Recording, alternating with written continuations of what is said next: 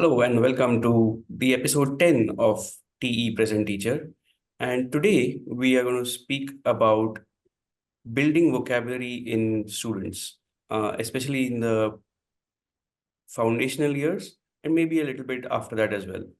And of course, with me today, I'm joined by Ritu. Hi, Ritu. Hi. So, welcome to the 10th episode. Okay, so let's directly start off. We're going to talk about building vocabulary in students, why it's important, what are the ramifications of it. But let's start with a broad question that building vocabulary and our eventual goal for students is always going to be being able to comprehend what they're reading. So what is the link between these two? So there's actually a pretty strong link between vocabulary and reading comprehension, which is unfortunately not very well known, which is why I think vocabulary instruction is not planned for very well in schools. But the very strong connection between the two is that in order to comprehend any text, we need to understand at least 90 to 95% of the words in that text, while the remaining 5 to 10% we can, even if we don't really understand them, if we understand the rest of the text, we sort of make those inferences in our mind, or if we skip over them, we've got the general gist of the text. But say a student is reading a story which is of 100 words in kindergarten, that child should know 90 to 95 of those words in order to understand what that story is about. So without knowledge of vocabulary and planned instruction for vocabulary, reading comprehension will suffer quite a bit. Right. And I mean, if it's less than 95% vocabulary known, then even if you're trying to, go back to the dictionary or, trying to look up the meaning, you're not going to get that flow and you're probably not going to enjoy the reading and you're probably going to give it up. That's what used to happen to me as a kid. If I didn't understand too many of the words, I would just give up on reading. But if it was just one or two words that I had to look up, I would go back and look it up and say, oh, okay, this makes sense. So yeah, I mean, I get that, there's probably also an element of motivation or internal motivation there, right?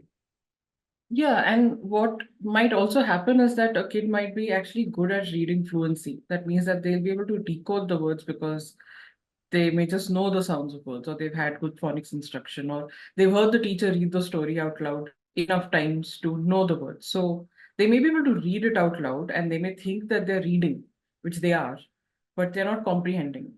Similarly, a teacher might assume that the child understands everything because they're being able to read aloud an entire story, but that doesn't really mean that they're understanding what they're reading. Right. And of course, the next step after reading would be writing. So I'm guessing that then there's a direct and an indirect link through reading between vocabulary richness and writing as well. Writing in any form of communication, even oral communication, will suffer if I don't understand what someone is saying or I don't have the right words to say anything to them. And writing definitely suffers because I think that's the hardest skill that there is. It requires you to know reading, grammar, vocabulary, all of it together to be able to write well. Right. I think I'm going to take a step back and try and understand that when I was a kid, and if I had to say that, okay, my vocabulary now has this word in it, how would I go about saying that? Like, I'm just saying it for me as a person, but now even as a teacher, how would a teacher understand that? Okay, okay, this kid now knows this word and it's part of its vocabulary. I think the biggest indicator of knowing a word is being able to use it right. Whether you're using it again in oral conversation or in writing, it's only when you can use it right that the word is said to be part of your internal vocabulary bank. I think a big misconception that we all have grown up with, and I think teachers today also have this misconception, is that if a student is able to write the meaning of a word or recall the meaning of a word, it means that they know the meaning of the word. But again, um, I'm sure all of us have experienced this, that we can rote memorize pretty much anything that we have to. with enough practice without really knowing anything about it. So while that foundational knowledge is important, it's good to have lists of words and have their meanings and have those handy and maybe even try and memorize them once in a while. Uh, it's not really proof that I know the meaning of the word if I'm able to write it down when I'm asked to. Right. I think that again reminds me of my schooling days where we were asked word meanings. And I mean, we would be punished if we had not memorized the word meanings. And sometimes I felt that whatever the phrase that is explaining the word meaning was more difficult to understand than the word itself. And in context, I would understand what the word meant, but I couldn't, I mean, that's what I could say that, okay, you know what, this word probably means this, but I couldn't exactly recall those phrases. And I used to have a terrible time. I used to get punished all the time for not being able to recall that exact phrasing of the words. Yeah, but that makes a lot of sense. So once we say that, okay, vocabulary is important for reading comprehension and eventually writing as well. And a student's vocabulary is built when they start using words rightly in the context, while speaking or writing or even understanding it while they're reading. Even I recall some of these things that teachers used to do to build student vocabulary. One of them, which I just mentioned. So what are these different kinds of techniques that have been traditionally used and are still being used today? So let's just start with the example that we already talked about is memorizing definitions and basically using either the glossary in the textbook or a dictionary to memorize meanings. That's something that all of us have gone through as students. Uh, and that was probably the only way in which we were given any sort of vocabulary practice when we were growing up. So that's something that's used even today, I think, across most of India. I don't think it's a bad practice as such. I think definitely learning dictionary skills is very, because you have to use those skills throughout your life. Um, Glossaries and books are a great way to introduce kids to dictionary skills and then finally move on to those.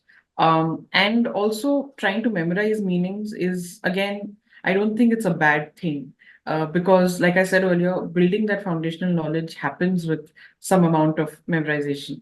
So those are definitely useful practices, but, and maybe we'll talk about that in a bit, they shouldn't be the only practices. So one of them, like I said, memorizing definitions, meanings is a very common practice across India. I think the second one, which has now become very prevalent, I don't think it was a very prevalent practice when we were growing up and we were in school.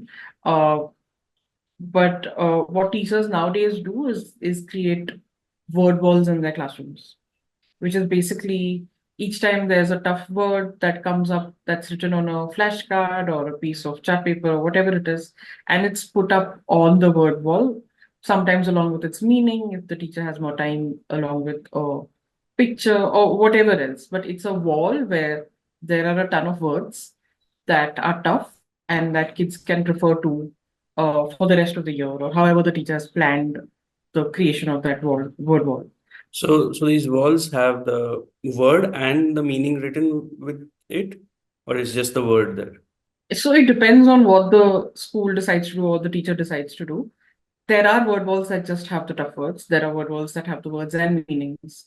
So there are different ways of doing it. I don't think there's a set way of doing it. And word walls are, I think they're a definite improvement.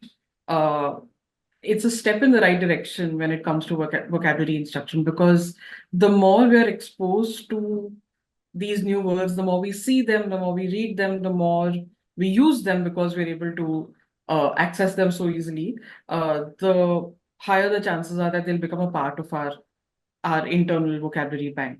So again, I think great step in the right direction. But I think a big misconception around the use of word walls is that it's enough for the words to just be present on that wall. But that actually doesn't really help. And I think this is something that all of us would have experienced. That if something becomes constant in your environment, your brain starts ignoring it. You won't even process its presence on a daily basis. And that's a very natural thing to happen to all of us. And it applies to word walls, where if the same words are present on the word wall throughout the year, very soon students are going to start ignoring them. It's not that they're going to be taking in those words every day without a plan to make those apparent to students or to use them in some way. And so word walls have to be planned extremely well, either at the beginning of the year or periodically throughout the year, where the teachers have to figure out what are the new words that will come up. Uh, can we update the word wall in some ways? Can we change the way it's being presented, the way it's being used? How are we incorporating its use into our everyday lessons? And it doesn't have to always be about the particular language. These words can be used across all other subjects. And so articles can be a very, very powerful resource for vocabulary building. Hi, we have developed an amazing tool to help teachers plan their lessons, TEPS, or Things Education's pedagogical strategies. TEPS helps teachers by reducing the time that they spend on planning lessons. TEPS also helps you if you want to try a different pedagogical approach to teaching. So, if you want to know how to teach a topic in a project-based or inquiry-based or even constructivist learning approach, TEPS is for you. TEPS helps even seasoned teachers with fresh ideas on how to teach specific topics. So, scan the QR code on the screen or visit teps.school and join a community of empowered educators. Great teaching begins with TEPS. Yeah, I think that makes sense, and I think we can also get students involved in keeping the word wall alive, so to speak, where they can put in the words that they are struggling with or something like that as well. Yeah, definitely. And I think students' active participation is even better because then they're writing the words, they're illustrating the words, they're organizing the word wall, which is all part of their vocabulary development. So student participation, in fact, should be planned into the use of the word wall throughout. Right. So just talking about how we can do this better. What are some other ways, except for word walls or memorizing meanings or definitions of words that teachers can use to build this vocabulary in students? And I think a good point that you made was that building vocabulary doesn't need to be restricted to just language. It can be building vocabulary for math, it can be building vocabulary for science or any subject for that matter. So yeah, I mean, for all of these subjects, how does one do that? So I think the most important point to keep in mind here is that for any word to become part of our vocabulary bank, we have to be exposed to it or we have to use it uh, at least 12 to 15 times, but in different ways. So when we say 12 to 15 times, it doesn't mean that a student writes the word and meaning down in his or her notebook 12 to 15 times. That's still just considered one way of doing it and not a very useful way. Um, but being exposed to that word in a variety of ways where they are using it in an oral conversation, they're illustrating that word, maybe they create a joke out of it, maybe they create a little rhyme out of it, they write something about it. And over the span of a few weeks, maybe 2 or 3 weeks, if we plan to have students use these words in all of these different ways, their vocabulary will build very quickly. Again, the basic point to keep in mind is that 12 to 15 different exposures to that word is the basic requirement for a word to become part of your vocabulary. And then, of course, over time, using it is very important for that word to stay in your vocabulary. Right. So you're saying that the students need to be first exposed to the word, then they start using it. And this exposure and use has to be in different ways, be it illustrating, be it through some games or activities, or even sometimes just defining the word or saying the meaning of it, or making it part of the creating the word wall as well. as an activity. So yeah, that makes sense. And I think it would also be useful for them to use it in conversations, because I'll tell you an anecdote. I mean, I have a, let's call it a plethora of nephews who are, just growing up, and they're from age 2 to 10, 11 now. And the words that they use, I am amazed. One of them said that, you know what, my friend is moving to somewhere and I'm desolate about it. And he's 4. I'm like, good, I need to look up the meaning now.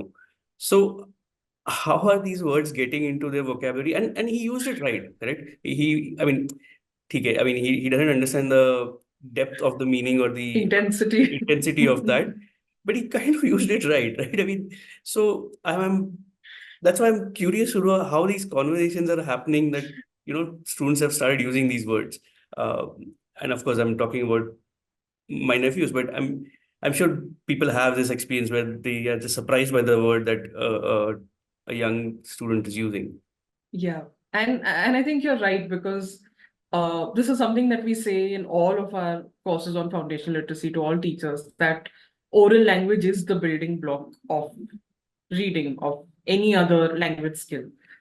We learn any language by speaking it and listening to it first. That's how babies learn. They start by communicating orally, by listening and by communicating orally, I mean listening to oral conversation and reacting through body language, and then slowly using their words. And even as an adult, if we have to learn a new language, it has to start with conversing in that language every day.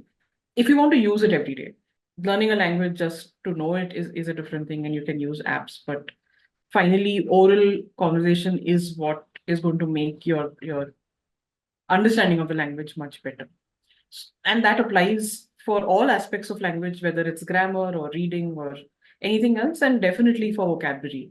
So I'm guessing your nephew heard the word used in conversation with an adult and maybe asked what it means and decided to use it again, Right.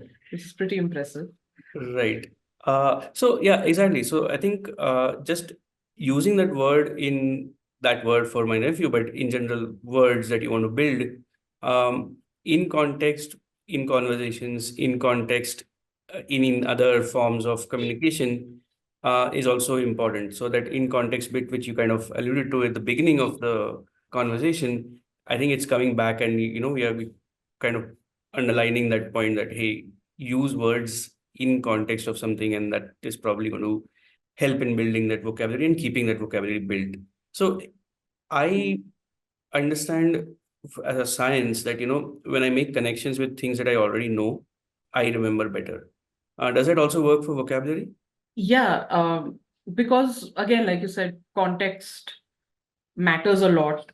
What the word means and how to other words matters a lot. And so there's this technique called word maps that are used, especially in Western countries. And I think should definitely be used across the world to build vocabulary with kids.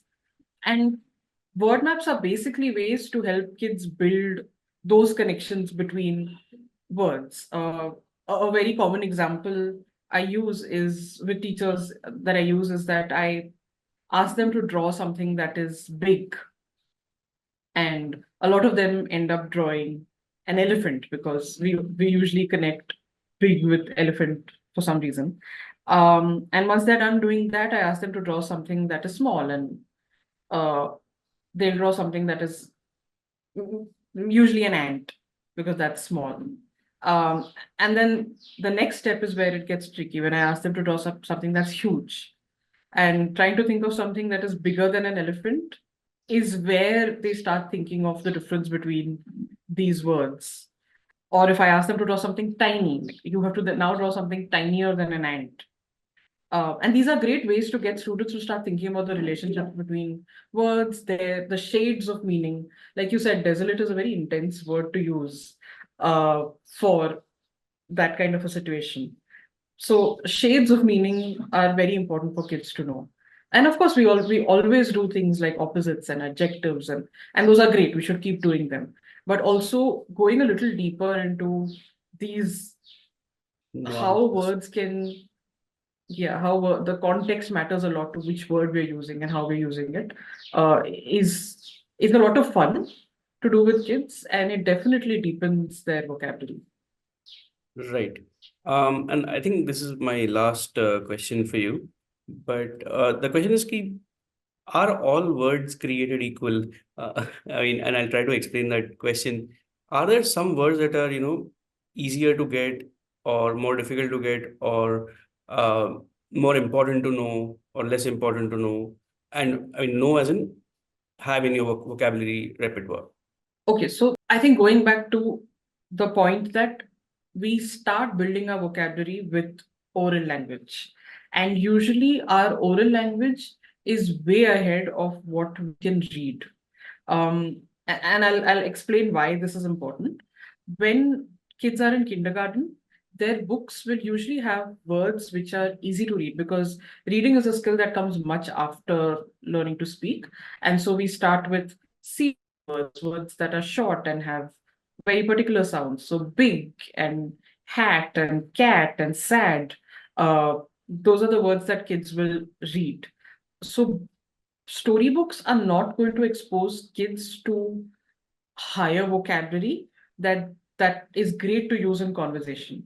So your nephew used desolate instead of sad, and then there are many words between sad and desolate that kids should be exposed to. For example, I'm down. Unhappy. What is I'm unhappy, yeah, that my friend is going away. Now, these are not words that kids are going to be exposed to in storybooks at that age, because they're really difficult to read. They're really difficult to decode. So teachers have to plan for two levels of vocabulary. One, kids read new words in their book, which are great, but in order for them to be ready for future reading, they have to be exposed to higher levels of words. Now, there are technical terms for these words, words that we usually read in storybooks, these simple words, big, mad, hat, sad. These are called tier one words because these are the most basic words that everyone has to know. And then there's a second layer called the tier two words. Tier two words are more sophisticated forms of tier one words, which you are not going to really find in storybooks at that age, but are important for vocabulary building for conversation. So, like the examples we discussed, again, if we just say, I'm happy, that's a tier one word. But then the tier two forms of those are, I'm elated, I'm joyful. So these are slightly more sophisticated words that we can start using in conversation, and kids will pick up on them pretty fast. Right. I think this is a great point. And especially, I'm also reading up a little bit on these things and, getting to know how phonics, vocabulary with their tier one and tier two words, um, kind of come together to bring about reading comprehension, along with a foundation of speaking in a student. I think that entire puzzle is really nice to kind of unravel here. So thanks a lot, Ritu. I think this has been extremely useful. I hope all of you have enjoyed listening to this. And yes, if you like it, please like the video. Please subscribe to our channel and tell everyone about it. Tell your nephews also about it if you have them. So yeah, thanks a lot, and thank you everyone for watching. And I am Anirudh, your host, and this is TE Present Teacher. Thanks.